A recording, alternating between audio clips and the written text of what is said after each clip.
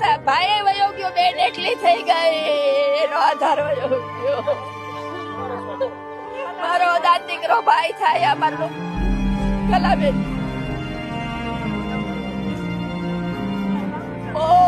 એને સખ્તમાં સખ્ત સજા આપો. આવું બીજાની સાથે ન થવું જોઈએ, બીજાના નો ધારા નો થઈ જાય. બસ બંધ કરી દો, બસની જરૂરત નથી. રિક્ષા છે, જ્યાં જાઓ એ રિક્ષા સસ્તી પડે છે. આ બસ વાળા હાલી કાયમ ની ચિંતા છે, કાયમ બસ વાળા આવી બાજુમાંથી હલાવી જાય છે, કાયમ બીક લાગે છે બસ વાળાથી. બસ બંધ કરાવો બસ.